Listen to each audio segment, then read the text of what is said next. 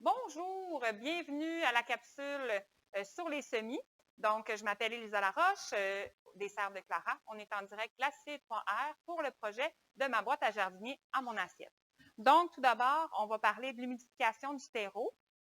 Donc, je vous montre. Donc, ici, on a un terreau qui est multi-usage. Dans le fond, on peut le voir avec les petites billes blanches. Donc, la première chose à faire, c'est de venir frotter le terreau entre nos mains pour défaire les morceaux de terre qui se sont faits dans le sac. Donc, ce qu'on fait à ce moment-là, on les frotte pour permettre, dans le fond, que quand on va l'humidifier, notre terreau, il soit humidifié partout. Donc, on vient le défaire comme ça. Là, il y a des petites branches dedans, c'est vraiment pas grave. Même que c'est normal pour un terreau tout usage. Donc, on va venir faire une montagne comme ça ici. Puis, on va venir faire un trou dans le milieu pour venir mettre notre eau.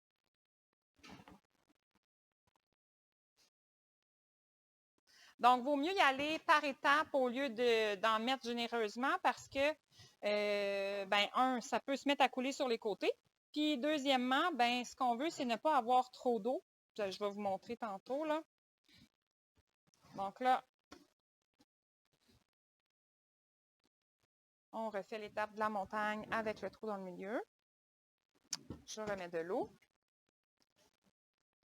Ce qu'on veut, dans le fond, c'est que quand on vient serrer notre terreau dans nos mains, comme ça ici, ça fait comme une petite galette. Là, là c'est pas le cas, là, vous allez voir tantôt. Mais puis ça ne dégoûte pas. Donc là, comme ce n'est pas le cas, on continue.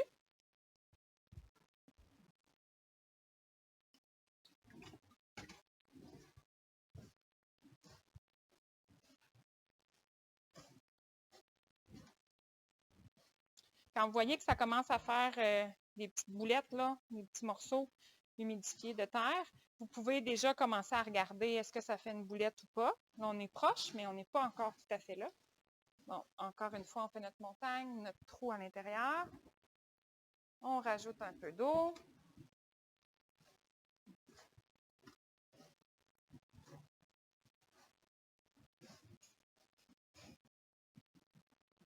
Quand je disais une petite boulette, là, ça se tient, là. Je ne sais pas si vous le voyez bien, là. Même je pourrais en rajouter un petit peu encore.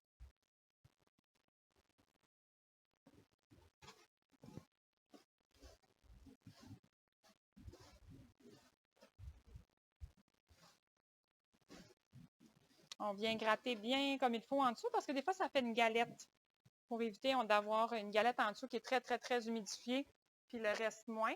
Donc là, vous voyez ici, là, ça se tient bien. Puis quand on presse, il n'y a pas de gouttes qui tombent.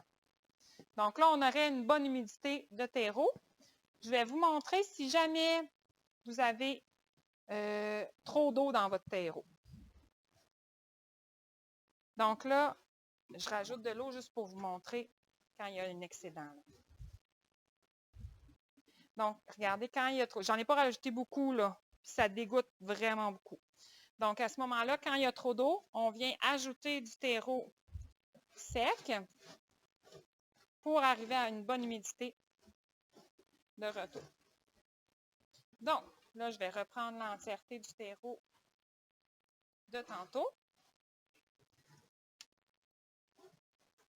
Donc là, je vais vous montrer, dans le fond, quand on vient faire des semis, on va remplir, là, ici, c'est une multicellule. C'est un multicellule. Donc, ce qu'on veut, là, à éviter, c'est ça ici, là. On ne veut pas faire ça du tout. OK? On vient vraiment déposer doucement le terreau dans la caissette. On en laisse sur le dessus pour commencer. On vient taper une fois le contenant sur la table, puis ensuite, on enlève l'excédent comme ça ici. Donc, ça arrive qu'il en manque à certains endroits, on vient juste en redéposer, on enlève l'excédent. Donc, à ce moment-là, notre contenant serait prêt pour un semis. Puis, il y a une autre technique, ça s'appelle des semis à la volée. Dans le fond, ce qu'on fait, c'est qu'on prend quelque chose de plat, puis on vient mettre la terre à l'intérieur. Donc, ça pourrait être dans n'importe quel contenant, dans le fond, qui est plat. et puis qui a des trous dans le fond. Donc ici, on aurait un plateau qui serait prêt pour faire un semis à la volée. Donc, on vient vraiment là mettre ça bien droit parce que sinon, à l'arrosage, il y a plus d'eau à certains endroits, moins à d'autres. Donc, quand on fait les semis à la volée, on peut utiliser un petit semoir comme ça ici.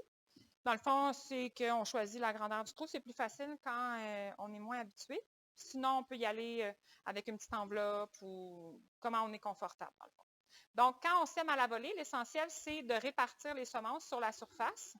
Donc, comme ici, on vient répartir les semences sur la surface. Ce qu'on essaie d'éviter, c'est d'avoir un gros paquet de semences à un endroit. Donc, on voit ici, là, c'est quand même bien réparti. Donc, quand on a terminé de mettre les semences, il suffit de venir saupoudrer un petit peu de terreau pour créer un petit nid douillet pour les semences.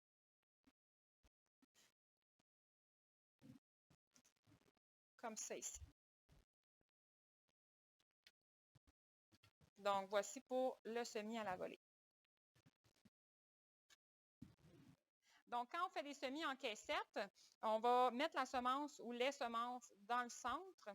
Donc, moi, j'aime bien peser un tout petit peu. Vous allez voir pourquoi après.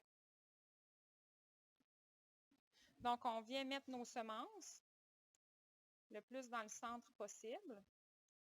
Là, je mets une semence, mais si jamais vous avez des semences qui ont un taux de germination qui n'est pas très élevé, là, mettons en bas de 80, vous pouvez en mettre plus qu'une. Donc là, elles sont bien dans le centre. J'ai pesé un petit peu tantôt parce que, un peu comme le semis à la volée, on va venir rajouter un petit peu de terre par-dessus, comme ça ici. Puis, on va venir enlever l'excédent.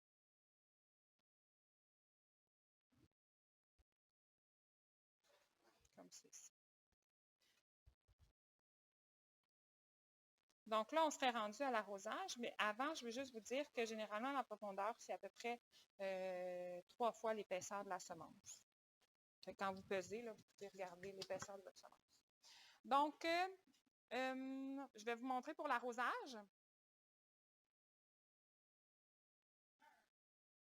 Donc, quand on arrose, il y a plusieurs techniques qui sont possibles. On peut arroser avec un pulvérisateur à main ou avec un arrosoir à gouttelettes de pluie.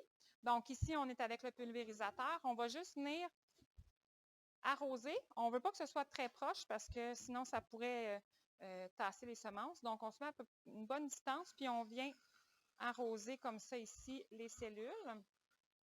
Ce qu'on veut, c'est arroser jusqu'à temps que ça dégoûte légèrement en dessous.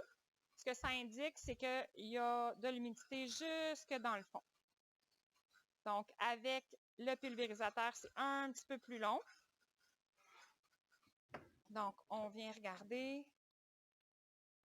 Ça commence un petit peu. On va en rajouter un tout petit peu. Encore.